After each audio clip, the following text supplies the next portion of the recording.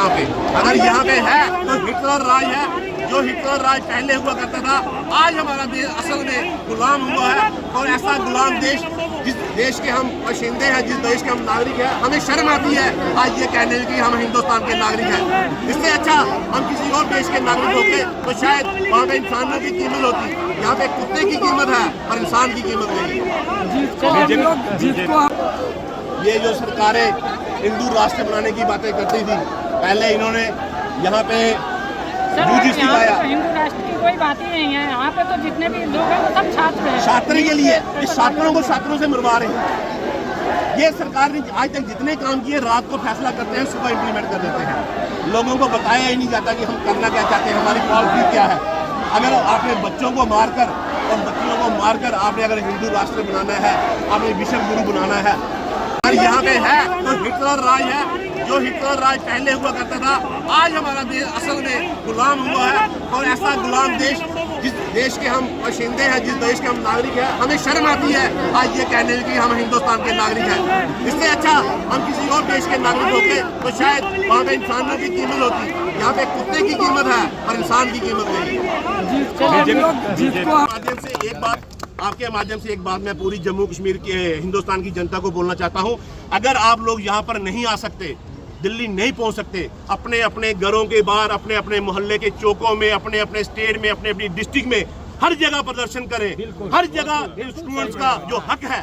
देश तब तरक्की करता है जिस देश में एजुकेशन और हेल्थ सिस्टम अच्छा होता है, और जिस देश में एजुकेशन और हेल्थ सिस्टम अच्छा नहीं है, फिर वो देश विश्व गुरु नहीं बनता। ये जुमलेबाजी करना छोड़ दो।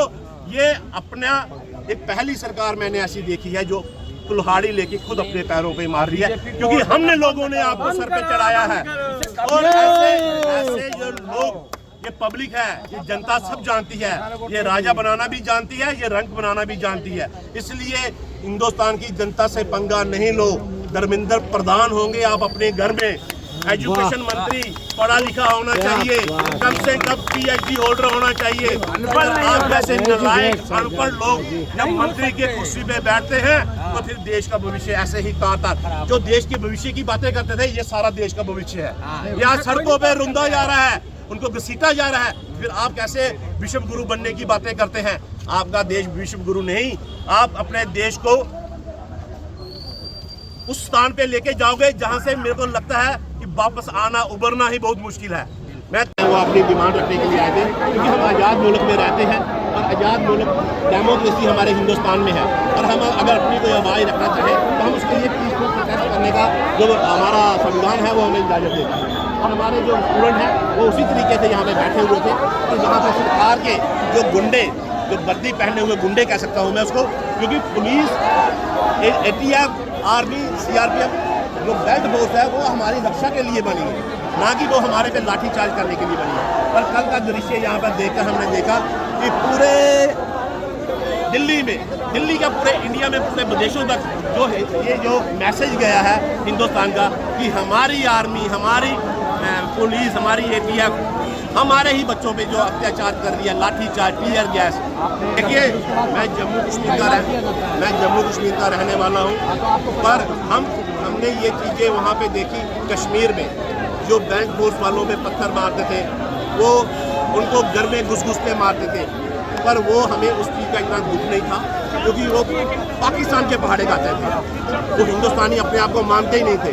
जब कोई गैर ऐसा काम करता है तो बर्दाश्त हो जाता है, पर जब कोई अपने बच्चों पे लाठीचार्ज करे, कल आपने देखा कि लोग उनको पुलिस को क्या कह रहे थे, बड़ा अच्छा काम किया आपने, बच्चों को मारा, बड़ा काम बढ़िया करके जा रहे हैं, तालियां बजा रहे थे।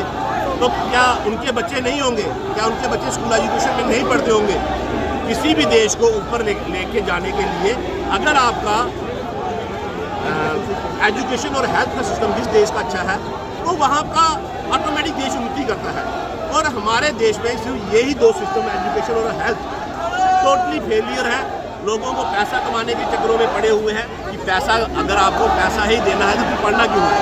एक गरीब से गरीब माँ बाप अपने पूरी उम्र की कमाई एक बच्चे को एजुकेशन देने में खर्च कर देता है, और जो बची कुची कमाई होती है वो उसके इलाज पे लगा देता है, तो कहाँ से हमारा हिंदुस्तान बढ़ेगा?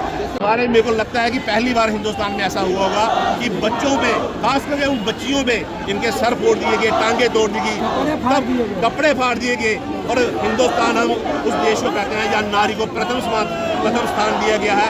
नारी का आदर करना ही हमारे हिंदुस्तान में सिखाया गया है। पर कल उस घटना को देखकर हमारे जो संस्कार हमें घर से दिए गए थे वो भी तार हो गए हैं। हम ऐसी सरकारों से क्या उम्मीद करते हैं? देखिए, लाठी चार्ज हो या गोली चले, आपने जब इनकलाब पहले आया था तो आपने देखा था हमारा देश पहले आजाद था, आज गुलाम है।